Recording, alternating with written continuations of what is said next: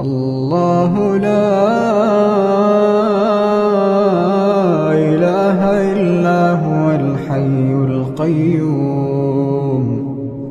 نزل عليك الكتاب بالحق مصدقا لما بين يديه وأنزل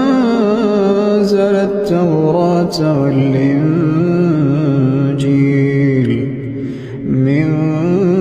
قبل هدى للناس وأنزل الفرقان إن الذين كفروا بآيات الله لهم عذاب شديد